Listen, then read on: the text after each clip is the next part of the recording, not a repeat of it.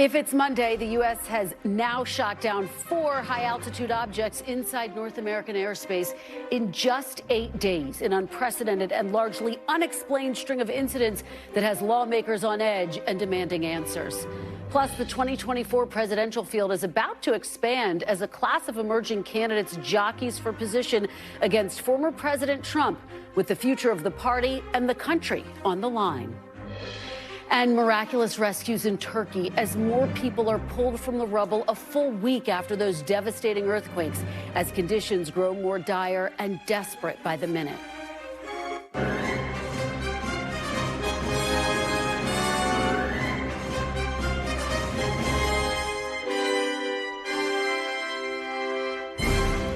Welcome to Meet the Press Now. I'm Kristen Welker in Washington, where we begin today with growing questions about more high-altitude objects flying over U.S. airspace. This afternoon, a spokesperson for the White House's national security team telling reporters the administration was not actively tracking any suspicious high-altitude objects today.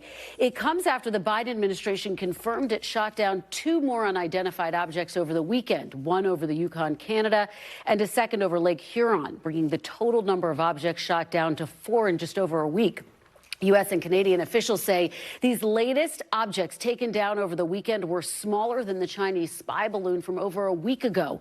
The one over Canada was described as cylindrical, while the one over Lake Huron was described as octagon-shaped with strings hanging off.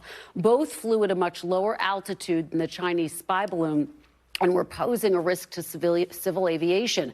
But there is still a lot we don't know about these objects. We don't know where these objects came from. We don't know if they're state-owned or commercial. We don't know what their purpose is, and we don't know whether or not they pose a threat to U.S. national security. As of this afternoon, U.S. officials have not yet recovered what was shot down in these most recent incidents. And today, the administration could offer really little in terms of new information, but did say there was no indication of extraterrestrial activity. Defense Secretary Austin making brief remarks upon landing in Brussels earlier today. Right now, our priority is debris recovery so that we can get a better sense of what these objects are. So we've not been able to definitively assess what these recent objects are. I want to be clear.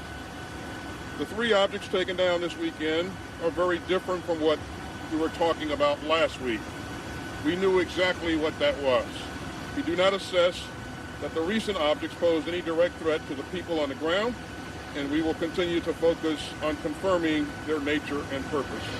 As for why the U.S. is spotting these objects now, well, according to 2 U.S. defense officials, in light of the Chinese spy balloon, the Pentagon is now looking at a wider range of radar data, including smaller objects that it might have previously filtered out as clutter. The move has raised additional questions and concerns about the U.S.'s military posture for all sorts of objects in U.S. airspace. Do you sense we're changing our posture, that if we don't know the origin, we're shooting it down now? Well, I certainly hope not. I mean, if that's where we're going to go, there will be an accident. You know, at some point we're going to shoot down something we don't want to shoot down, whether it's civil aviation or what have you. But no, I think it's a little early to make that call. Meanwhile, tensions continue to brew between Beijing and Washington. A spokesperson for China's foreign ministry claiming today that the U.S. flew 10 high-altitude balloons over Chinese airspace last year, though not providing any additional information. The White House denying those allegations. There is no U.S. surveillance aircraft over Chinese in Chinese airspace. Okay, even Chinese claimed airspace. There is no U.S. surveillance aircraft in Chinese airspace. Joining me now is White House correspondent Ali Rafa, who has been drilling down on all of this, including throughout the weekend. So, Ali, John Kirby briefing reporters today. He didn't have a whole lot of new information, though, except to say that they're not tracking any additional object in U.S. airspace right now. What were your key takeaways from that briefing? Kristen, that's a great point. A lot more questions out of that briefing than we had, I think, even before that briefing. It brought up a lot more ideas, a lot more scope and layers to this situation. Of course, you mentioned Kirby saying that none are being tracked right now, but he didn't answer this question looming over all of this, whether there has been an uptick in just the general number of unidentified objects flying in U.S. airspace. He did say that he did announce the creation of this interagency system that's going going to improve the monitoring and the surveillance of these unidentified objects, but he didn't say exactly how the United States government would be able to do that and what sort of steps would be taken to be able to find more of these objects. Complicating things even more, Kristen, he couldn't give a timeline for when we'd be able to get the answers to these critical questions you laid out at the top there, where these objects are from, what their purposes were, do they have surveillance capabilities, who do they belong to, are they all connected in some way. He said that these 4 sites that are still being worked on, the recovery of the debris at these 4 sites is still being collected, especially the site of where the Chinese spy balloon was shot down over the coast of South Carolina 9 days ago. He says that much of the wreckage is still underwater and is still being recovered. And he talked about the rugged and difficult terrain around the coast of Alaska, where crews are still trying to get to that debris site. So it's going to take some time not only to collect this debris, but then to analyze it. And the White House knows that in the meantime, while we wait for that, there's this information vacuum. Of course, we've seen conspiracy theories, lots of speculation growing the longer we wait for the answers to these critical questions, Kristen. You're absolutely right about that, Allie. Look, the White House has gotten criticism from Republicans and from Democrats about what has been perceived to be a lack of transparency. That, for example, the balloon was reported out first by Courtney Kube. The other incidents largely were learned about in other ways. And then we heard from the administration. What are officials there saying at the White House about this criticism? And do they feel like they need a course correction here? That's right. 3 out of 4 of these discoveries of unidentified objects we first learned about in other ways, not from U.S. officials. On Friday, we learned about that after reporters asked about that in the press briefing initially. And then on Saturday, we learned about the unidentified object shot over the Yukon Territory from Canadian officials first. The White House is really walking a fine line here, and it faces a lot of pressure, but they have to be careful exactly what information they release and at what time they release it, because while they want to ease people's fears, of course, and concerns that are growing, they also don't want to put out information too prematurely, information that could be classified or that could possibly change. They've maintained this posture of saying that they don't want to get ahead of the Pentagon and intelligence officials as they gather all of this information that I just went over that is still being collected. But even in this cases of just acknowledging these discoveries, as you said, it's still been delayed. So still growing pressure on this White House for more transparency, more answers to these questions. And it's a tricky place for them to be because, as I mentioned, they don't have a lot of this information. And it's still a question of whether they possibly do have some of it and they can't release it because it's classified. And they're facing the backfire from not being able to release that, Kristen. Allie, very quickly before I let you go, any expectation that we will hear from President Biden over this? I know that John Kirby got some questions about this earlier today, and the pressure is going to grow on the president to come out and talk about this and, frankly, to answer reporters' questions. Absolutely. That's a big question we had today because with the exception of his daily briefing, you and I both know his schedule was open today. So we thought we could maybe see or hear from him. At this point, we still don't know when that is possible, whether it could happen. Kirby did say that the president is being briefed on all the latest updates, the latest in this whole crisis. But I think it's going to take possibly more discoveries of these unidentified objects, more pressure and more questions from the American people, as well as lawmakers on Capitol Hill, both Democrats and Republicans that we've seen ask for more information before we potentially hear from President Biden about all this. Okay, Ali Rafa, and we know you will stay on top of all of this. Thank you so much. Joining me now is former National Security Advisor and former Ambassador to the UN, John Bolton. Ambassador Bolton, thank you so much for being here. What a weekend this has been. 3 objects shot down since Friday. And of course, this all comes in the wake of the Chinese spy balloon being shot down. As a former national security advisor, taking a look at this, what do you think is going on here? Well, I've had some experience with confusion, disarray, and disorder in the White House, and what I sense here is confusion, disarray, and disorder. And I think part of it is there are new discoveries, perhaps because of modifications to the technical aspects of surveillance. I think that's probably a plus. You learn from your earlier mistakes.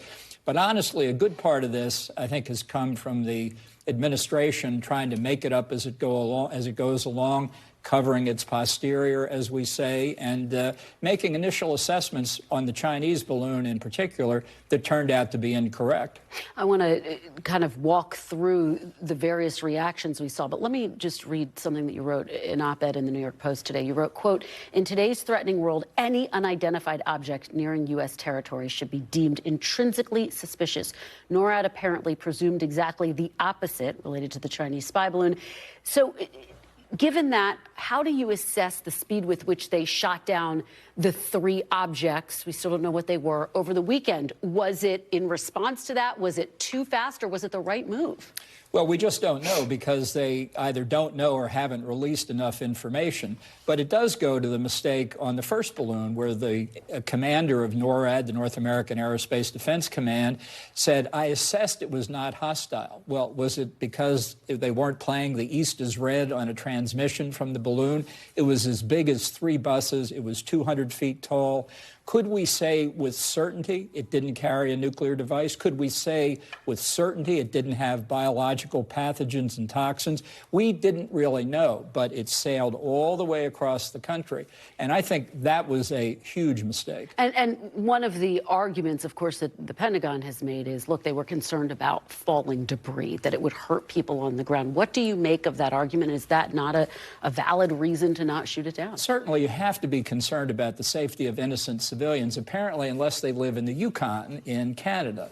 There are large spaces in the United States, particularly in Alaska and Montana, that are sparsely populated with aggressive efforts using the National Guard, local law enforcement. A lot of things could have been done to bring it down on land, and not necessarily by firing a Sidewinder missile in it. There could have been other ways to bring it down more slowly. I can't believe we don't have the technology to do that. If we don't, now's the time to develop it. But the first problem, and it's absolutely fundamental, is the presumption that it's not firing as it comes into our territory. It wasn't demonstrating hostile intent. It was unidentified. It was heading toward our territory. And I just heard this morning on this network that that first balloon actually was tracked from Hainan Island, south of China. If that's correct, then it's even more inexplicable. So let me just play something, because we have learned now, in the wake of this Chinese spy balloon, that there were 3 balloons that the Pentagon has now become aware of during the Trump administration. I want to play something that John Kirby said today and get your reaction on the other side. We were able to determine that China has a high-altitude balloon program for intelligence collection that's connected to the People's Liberation Army. It was operating during the previous administration, but they did not detect it. We detected it. We tracked it. And we have been carefully studying it to learn as much as we can.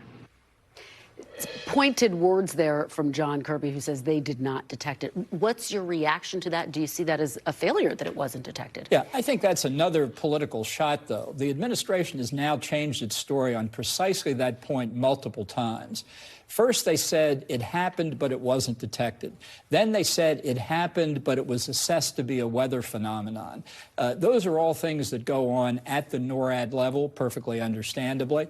And if there were failures, then indeed they were failures that occurred that were not reported up. Every senior Trump administration national security official has said they know nothing about it. So I think this idea that we can try and blame it on the prior administration is just not correct. We were never confronted, at least I'm not aware of it, with a decision, what do you do about a balloon that's coming toward the coast of Alaska? And I just want to be very clear on that point. A balloon or any other object, you were never aware of any object entering U.S. airspace that was of concern. That's right. Okay. And given that, I guess, do you think that part of the concern about these 3 objects, and over the weekend, the Pentagon has said they've expanded what they are looking for on their radar effectively.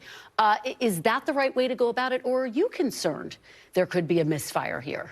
Well, I think expanding the scope of our capabilities makes sense given the circumstances we're in now, and it should lead to the question, how many others like this have we missed? And why is it that all of a sudden we seem to be finding these things not on the exterior of the country, but well inside the continent?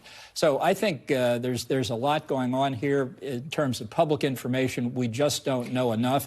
But again, it comes to the fundamental attitude. If China says, It's a weather balloon.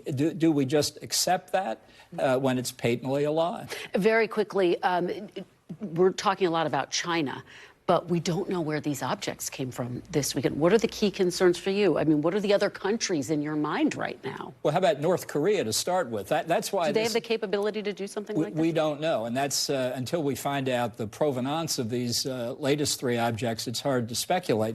But the basic point is anything coming at us in the low atmosphere and the high atmosphere or via ballistic missile trajectory should be treated as inherently suspicious and act accordingly. People say, well, you may fire too early. That's a risk. That's certainly correct. We ought to do more to think about it.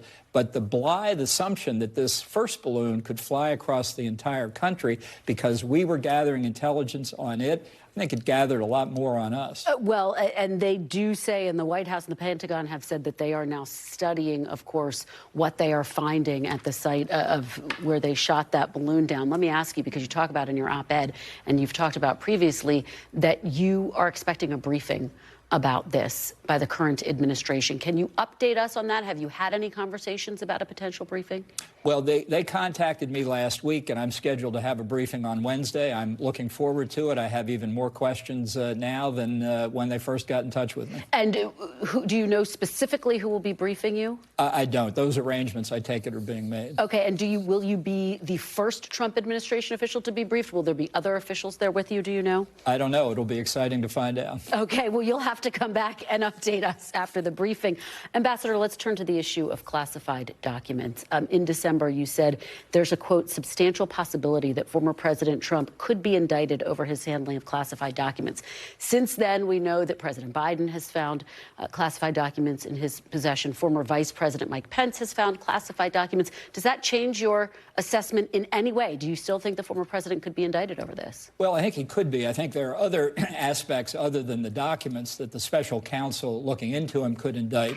But I think Trump is the luckiest politician in America. Excuse me, when President Biden discovered classified documents, I think it's nearly impossible, not as a matter of law, but as a matter of politics, to prosecute Trump, but not to prosecute the sitting president. And of course, as you know, the FBI recently searched former Vice President Mike Pence's home. There's a special counsel to investigate former President Trump and President Biden. Should there be a special counsel appointed to look into the Pence matter as well? Absolutely not. And frankly, there shouldn't be special counsels on the first two matters. I've been through this since the Reagan administration. I think the concept of a special counsel, whether it's enshrined in statute or Department of Justice regulation, is a mistake. I believe the department is capable of conducting impartial investigations. If the Attorney General has to recuse himself, let a U.S. attorney do it. Well, given that, and given that now there are these two special counsels, do you think, for the sake of fairness and making sure that everyone is treated the same under the law, I understand what you're saying, that fundamentally you disagree with special counsels, but in this instance, do you think they need to appoint one for Vice President Pence? I don't, because I don't think the three cases are the same. And in the case of Vice President Pence, I think every bit of evidence they've accumulated so far will point to inadequacies in the overall process of packing out presidents and vice presidents. Vice President Pence is the last person I would suspect of taking classified documents, period. Yeah, and he has been clear that he is cooperating with authorities. Very quickly before we move on, given that you have said you are not ruling out a potential run for office in 2024, have you searched through all of your documents? Are you confident you don't have any classified documents in your possession? Yes, I don't believe I do. Okay, let's talk about 2024. Last time you were on this show, you said you were thinking about it, and you used this language. You said that you would run if the potential Republican field didn't fully denounce former President Trump. We really haven't seen that yet. So are you in?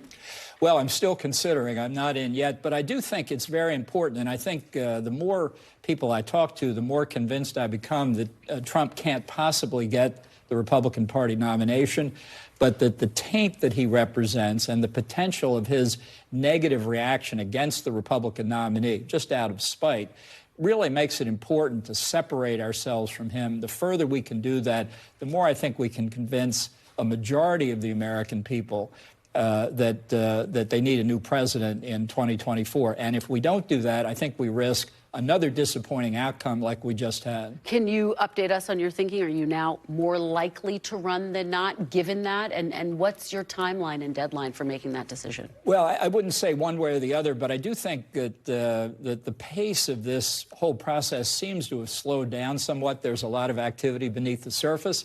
And there will be a declaration of candidacy this Wednesday, we expect. But I don't feel rushed, and I think a lot depends on who else gets in. I'm not going to do this as a gesture. I don't believe in virtue signaling. If I get in, it would be to get in to win. And, of course, Nikki Haley is, as you just referenced, expected to get into the race this week.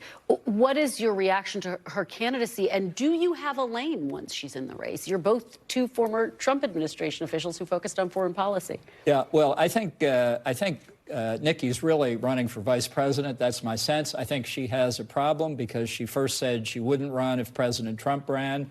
And her justification for changing was that a lot of things have changed, which I don't think is very convincing. I think people know where I stand on Trump. So you think she has a credibility problem going into this race? I think Trump will have a lot of fun with her. Do you anticipate in any way, that if you don't get into this race, that you would support a Nikki Haley candidacy? I know you're saying she may be the vice presidential nominee at some point, but would you support her, or is that a problem for you, the fact that she's flip-flopped on that key point? Well, I think that's a problem. I think I quoted Mike Pompeo in my book, something he said about Nikki Haley. He said, she's light as a feather.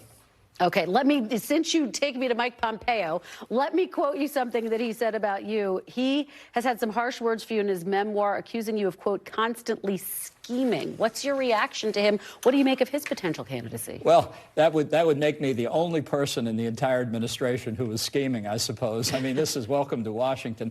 Look, I think he has problems with his candidacy. I think great disappointment to me was during our time together in the administration, he let his ambition outrun his principles, his desire to become Trump's best boy, at which he was very successful. I think that would be a real problem for him in November, were he the party nominee. All right. Ambassador John Bolton, thank you so much. We hope you will come back when you have a final decision and update us. Indeed. We really appreciate it. We appreciate your insights as well. Thank you. Coming up, more on the flying object mystery that's gripping Washington amid mounting concerns over the U.S. response. I'll talk to a former White House national security expert next. Plus, new legal developments in the grand jury investigation into former President Trump's efforts to overturn the 2020 election in Georgia. The details ahead. You're watching Meet the Press Now.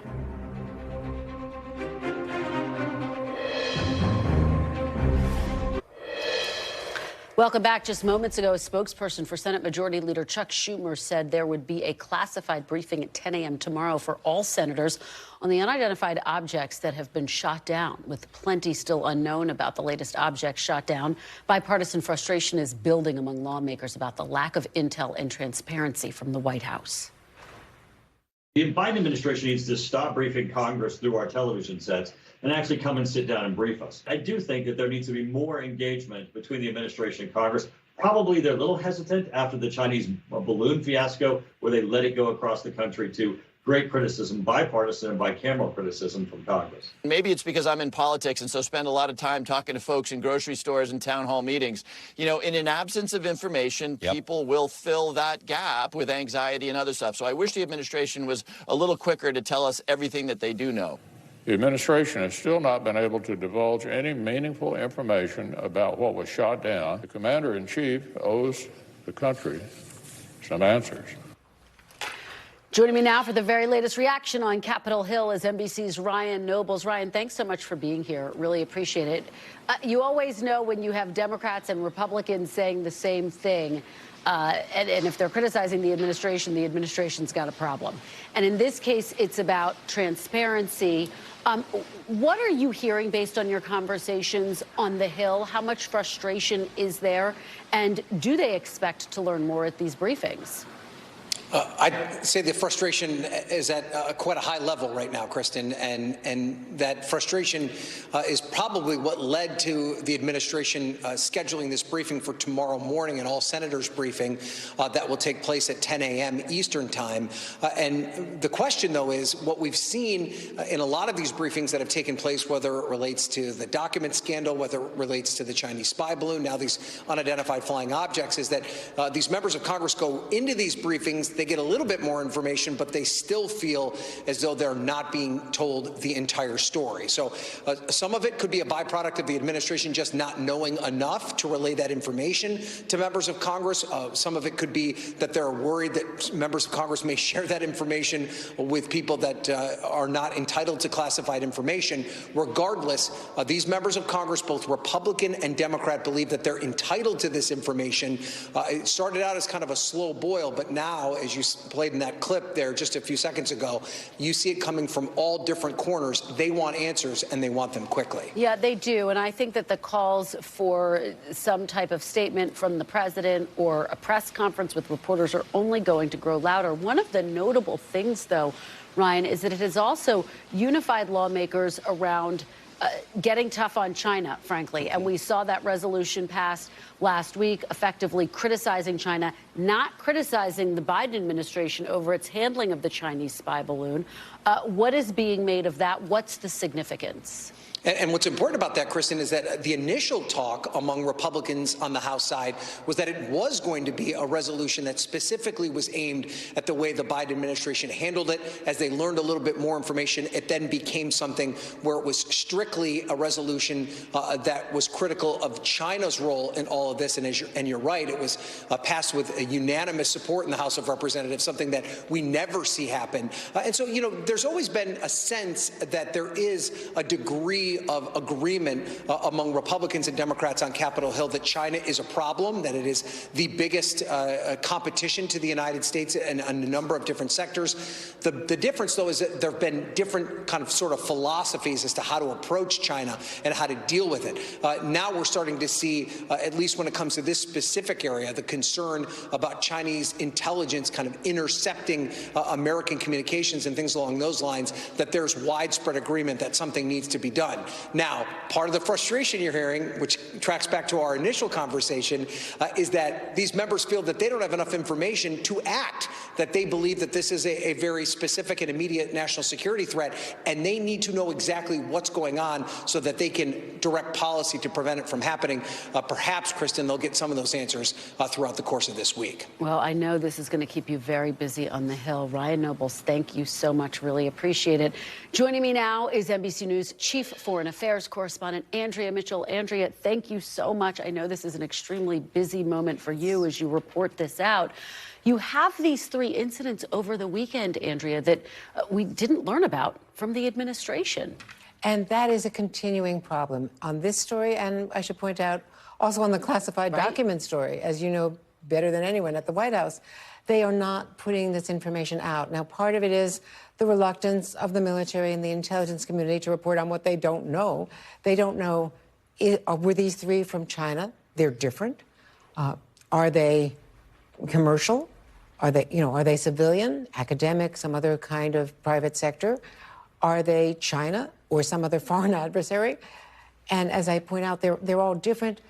They, according to Lloyd Austin, who just today landed in Brussels at a NATO defense ministers meeting and said to reporters there that there was no threat to the homeland, but they were taken down because they were flying in civilian airspace. Unlike the Chinese balloon that went coast to coast without being taken down, they were flying between 20 and 40,000 feet. And that is a threat. Also, there was the possibility they were spying. They said today that they see no evidence that they were sending back or sending signals or sending back data. So there's a thought that they weren't surveillance, but they don't know. They're looking for debris now, but that is also difficult because first Lake Huron, also freezing icy water, but then the Yukon, which was one of those, which is in Canadian space, and that is now the FBI and the Royal Canadian Mounted Police jointly looking for the debris. And Andrea, one of the key questions, I think, is what does this mean broadly for U.S.-China relations? You had Secretary Blinken, obviously, who was supposed to be in Beijing just days after this happened. Obviously, he canceled those meetings.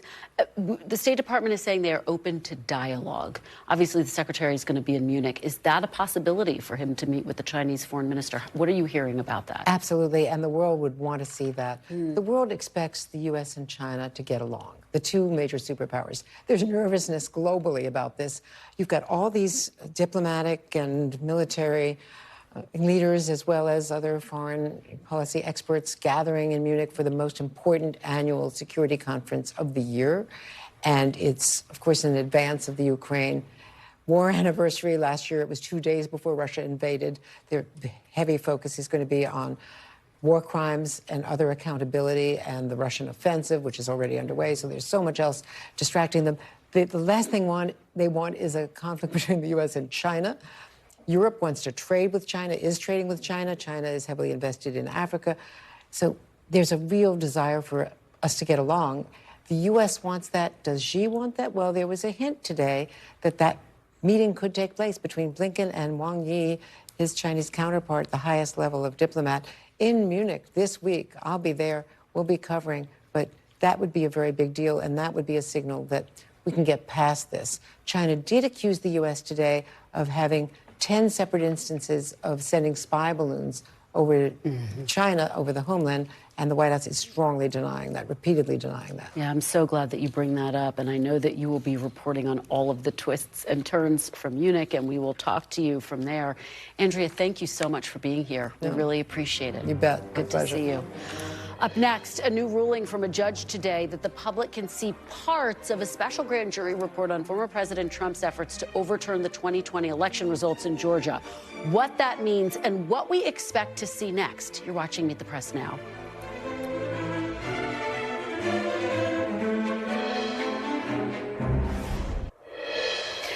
Welcome back. In just a few days, the public is going to get its first look at some of the results from a grand jury's criminal investigation into former President Trump and his efforts to interfere with the results of the 2020 election in Georgia.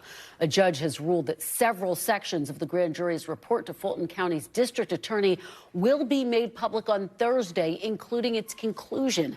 The judge confirmed that the report does include a list of who the special grand jury recommends being charged in the case and what charges they should face. But those particular recommendations will not be made public this week because of due process concerns. NBC's Blaine Alexander is in Atlanta. She has been covering this from the very start. So, Blaine, put this into context. What is the significance of Thursday, and what could we learn? Well, Kristen, this really is a significant development because it means that for the very first time in this months-long process, we're finally going to get a glimpse inside this process, inside the room where all of these mini testimonies took place. You know, for the vast majority of it, it really has been us kind of standing out here, finding out who has testified or who hasn't just because they've spoken or because we've had sources who've told us. But this is going to allow us for the first time to get inside, to find out at least a glimpse of what some of those discussions entailed and to kind of get into the mindset of the special grand jurors themselves. So you mentioned that there are three portions, three sections of this that the judge is going to release. One's going to be the introduction. The other is going to be the conclusion. So we get kind of the bookends of those. And then in the middle, there's a third section, and that has to do with, in the judge's words, the jurors discussing some concerns that some of the witnesses that testified under oath possibly lied under oath. And that's something that also is going to be revealed. Now, it's worth noting that names are not going to be attached to that. So we're not going to find out who specifically they're talking about, but just those discussions in and of themselves could certainly be enlightening, Kristen. And Blaine, I think the big question looming over all of this is anyone going to be charged? Will we learn anything more? Will there be any clues? Does it suggest that we're getting closer to possible charges? I don't know if it suggests that we are getting closer. I think the biggest kind of Easter egg in that department came from Fani Willis herself during that hearing before the judge a couple of weeks ago, said that decisions are imminent. So certainly she made it clear that she's already thinking about this. And again, she has to present before a regular grand jury. There's nothing to say that she hasn't already started that process or hasn't already done that. So we're certainly watching for that possibility of an announcement from her office any day.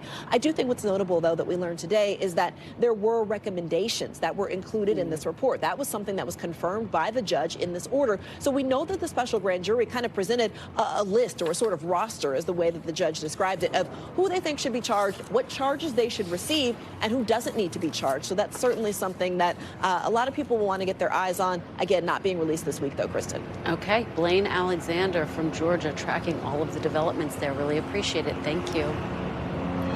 After the break, the 2024 race for the White House is about to expand, with Republican Nikki Haley widely expected to announce her run this week. What the changing field means for Trump and the future of the GOP next. You're watching Meet the Press Now.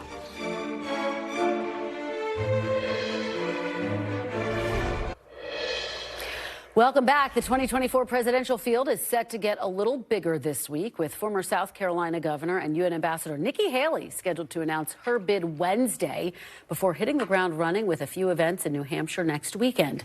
Haley will double the Republican primary field once she makes that announcement.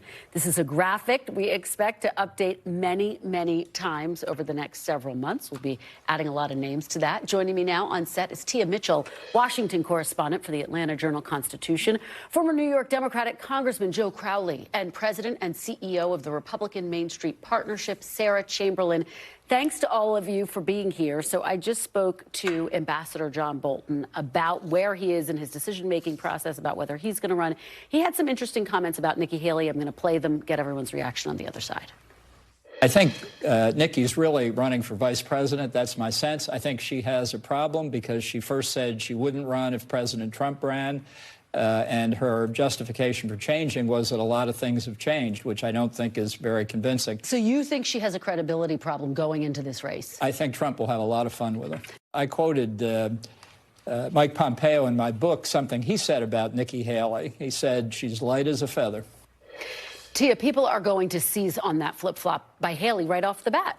Yeah, I think it's true. And I think that Nikki Haley's going to have to deal with that on the campaign trail. And she's going to have to deal with that in the tax she's already receiving from former President Trump. But I do think Ambassador Bolton, the way he's talking about her is he's talking about her almost as someone he sees as a threat. Because it's like, if you truly believe she's not a serious candidate, why come so hard after her and she hasn't even announced yet? Sarah, what do you make of that, and what are you expecting? What lane does Nikki Haley occupy, and how quickly does she need to clarify where she stands on former President Trump? She needs to clarify immediately where she is on Donald Trump, but she clearly sees a lane, and I think the lane is suburban women.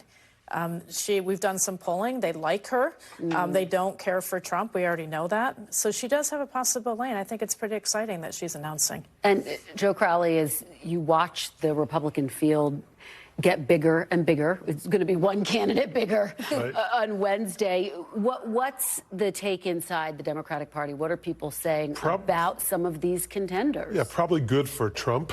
The more the merrier, as far as he's concerned, because he controls, a very large plurality maybe within the Republican Party at this point in time. But for anyone to call Nikki Haley a flip-flop, I mean, they're all flip-floppers. They all worked for President Trump, and now they're running against him. Well, and one person who has not flip-flopped is his former press secretary, Sarah Sanders, who gave the Republican response after the State of the Union. And I want to play a little bit of what Sanders had to say, because she's in such stark contrast to a Nikki Haley. Let's take a listen. While Democrats in Washington bear much responsibility for the problems facing America today, they do not bear it alone. There is more than enough blame to go around. The dividing line in America is no longer between right or left. The choice is between normal or crazy. Boy, Sarah, those are very different views. Now, of course, that was former Governor Haley's Republican response several years ago in 2016. But still, it does really highlight the divide within the Republican Party. Are we going to basically see the party in 2024 break into the Trump, anti-Trump branches? We may. We're certainly working very hard not to make that happen, because if we do break in, we cannot win. and we need to focus on winning. We haven't won in many years, and we need the White House back for many reasons. Yeah, Tia, it's expected that Tim Scott might get in. Ambassador Bolton says he's still a possibility. A lot of people say the more crowded this is, the better for former President Trump. Right. I think that's what Representative Crowley was getting at earlier. Yeah. It's true because in Republican primaries, it's winner take all. You don't have to get a majority of votes. You just have to get more votes than everyone else. And we know President Trump's going to start out with, maybe about 30% of support in any given time. So if there are the more candidates, the more likely they'll split the field. If no one else can get more than 30%, that's a Trump nominee. Yeah, that's frankly how we won last time. There's so many candidates on the stage, and they didn't take him seriously, so nobody attacked him. And there he is. He won the primary and the general. You're so right, and that's something I had asked Ambassador Bolton about the last time I had a chance to talk to him. Would he get out if he felt like it was just too crowded and helping to pave the way for Trump? But I also just think that typically a primary is kind of a healthy thing, get these issues out there. I think in this particular case, this could be a very ugly primary for Republicans, and the potential for a real divide is real. Right. Who's the Republican that Democrats are most afraid of? Is it Ron DeSantis at this point? I think Ron DeSantis has the youth factor going for him to some degree, comes from a more conservative, I think more ideologically conservative. I don't think anyone really thought that Donald Trump believed half of what he said. But Ron DeSantis actually does believe what he says. So I think there's maybe more fear that, maybe in the same sense of Mike Pence believes what he says as well, that they're really more hardcore, hardline conservatives. I think that's where the fear comes. Let's talk about President Biden. Poll numbers, as we know, he's struggling there. There are concerns about his age when he gets reelected, and yet Democrats seem to be largely coalescing around him already. Let's take a look at what some governors had to say when they met with President Biden over the weekend. They were asked about this. The president has said he's going to run. He'll have my support. He has what it takes. And you've started to see, he was up in New York with Governor Hochul and myself on the Gateway Tunnel a couple of weeks ago, the biggest infrastructure project in the history of our country. I think you're going to see more and more of that. And when you do, you're going to see, I believe, a significant shift in the numbers and reality. He's the same Joe Biden we always knew. I knew when he was vice president. He is a class act. He is on the top of his game. There's no question about that. Joe, you just said primaries are a good thing. Doesn't seem like there's going to be a very robust Democratic primary. I'm not suggesting when you're an incumbent that the primary is a good idea. But I do think that President Biden really showed his true goods last week during the State of the Union address.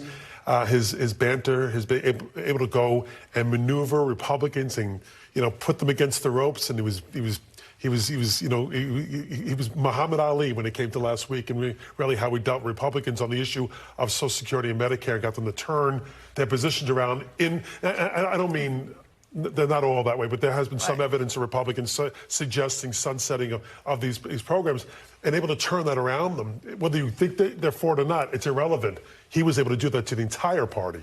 Sarah, you had a comment. Well, the Republican Main Street Partnership members never wanted to cut Social Security and Medicare. So when they stood up for him, they were just supporting something he had said that they had believed in from day one. Go ahead. I was just going to say, I think it was good for President Biden to kind of get this agreement on Social Security and Medicare. That being said, what was even, to me, a bigger win for him is the fact that he sparred in real time, went off script, and it kind of combats this messaging that he's senile and doesn't know what he's talking about. That, to me, is what...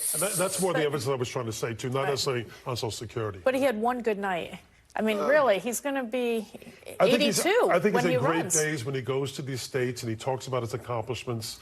I think he's going to continue to do that because there's not a lot going to get done during these next 2 years, I don't suspect. And really, the one Republican who has put forward a plan that would make significant changes to Medicare and Social Security is Senator Rick Scott. And so you have Republicans very forcefully making that point as well. Can we just talk about that issue, though? Because, Tia, at some point, lawmakers are going to have to address the issue of Medicare and Social Security. There used to be commissions formed, committees that were studying ways to make it solvent over the years. How did we get to a place where you can't even talk about it? Well, it's called polling, and it's called the baby boomers aging into retirement, quite frankly. Yeah. And that doesn't mean they shouldn't. Congress should be able to do the hard thing. But with the way polarization, the constant election cycle makes it even tougher. I think Republicans, though, have painted themselves into a corner because they're the ones who have been saying we've got to rein in spending. We can't just raise the debt limit without talking about spending, but yet the big driver of spending and debt is Social Security and Medicare. And now they're the ones saying, no, we don't want to touch it. Well, then what do you want to do? Sarah, how do we get to a place, and when does that happen, when this becomes a discussion where Democrats and Republicans can sit down and say, okay, we do have to find some solutions to this? And I think it's not a political third rail. It's going to be a political third rail for the next few years, for sure. The last time we had a chance of doing it was when President Obama was there, and frankly, he kind of dropped the ball on it. So it's going to be years before we get there again. Joe, what's your take? Well, I think Tia's right, though. I think we wouldn't be talking about Social Security or Medicare right now, but for the debt ceiling, and that is wholly a Republican idea of not passing the debt ceiling relief. That didn't come out of Democrats. And what they're basically saying, Democrats are saying, Republicans, tell us what you will cut. Yeah. We have some ideas out there. We went over, Rick Scott is saying, what do you all think? Where are we going to make these cuts? And in that absence, we can only assume, as Tia is saying, the largest programs are these entitlement programs. All right, well, we are unfortunately out of time, but to be continued. The debt ceiling conversation will be one we'll be having for a long time. Great conversation. Thank you, Tia, Joe, and Sarah. Coming up 1 week after deadly earthquakes rocked Turkey and Syria, the window for rescues is closing and anger among survivors is rising. We'll have the very latest from the disaster zone next. You're watching Meet the Press Now.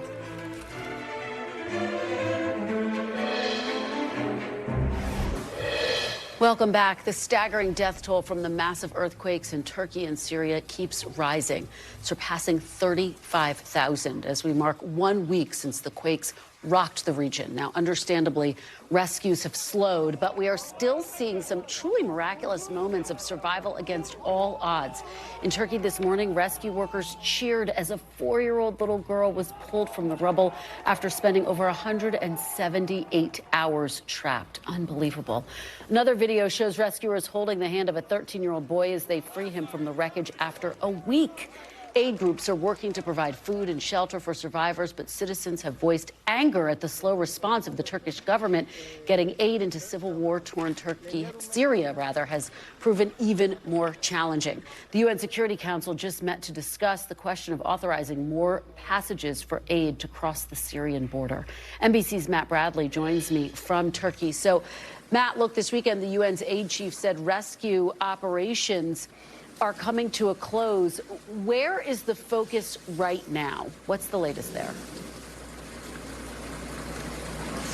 Well, Kristen, as you can see, the focus is still on finding people alive underneath the wreckage. That's why they're still finding people alive. I mean, there is still hope. And every time, those incidents, no, not incidents, those miracles that you mentioned, that still brings hope to the rescue workers, including the foreign rescue workers like the Americans who I spent the better part of the last week watching and dealing with. They still believe they can find people because they're still finding people. They're not giving up hope. However, the head of the UN humanitarian effort is right.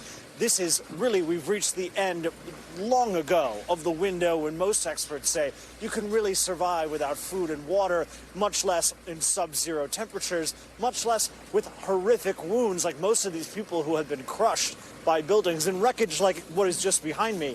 You can see that it would be almost impossible to survive even for a couple of days. And as you mentioned, the death toll is still ticking up because this was such a catastrophic event. But the focus is going to be turning now, and the focus has always been, as the Turkish government and relief agencies would say, on those who survived. Those who survived still face yet another crisis and attendant crises. They're now also having to suffer through sub-zero temperatures, as we are right now, and they are going to be dealing with the fact that they've lost their homes and the fact that they're not getting a lot of aid and relief in through borders, particularly in Syria, as you just mentioned, because of the extended 13-year civil war that's been going on there, and because of the still political difficulties that are swirling around that country. So difficulties remain for those who survived. We heard from the United Nations as well that there could be an infection risk. Disease is yet another knock-on effect of this earthquake and a slow-motion crisis that we are just beginning to see. We're starting to see mobile pharmacies popping up around this country. That is something to watch out for. Yeah, Chris? Matt, we have less than a minute left, but can you just update us? I want to follow up with you on the question of how much aid is actually getting to Syria. That is just such a critical and pressing challenge. Well, we've seen a couple dozen truckloads, some of those, at least at the beginning, going through that Bab al-Hawa border crossing. Those truckloads had already been scheduled to go across from before the earthquake. Now we're seeing more, but we just got word that the United Nations is heralding the decision by President Bashar al-Assad of Syria to open 2 more border crossings in northwestern Syria that would allow for more humanitarian aid to go in. That is going to be a massive relief to the millions of people there who have so far felt very neglected. All right, Matt Bradley, thank you so much for your reporting there, and thank you for being with us this hour. I will be back tomorrow with more Meet the Press Now. NBC News Now coverage continues with Hallie Jackson. Thanks for watching our YouTube channel. Follow today's top stories and breaking news by downloading the NBC News app.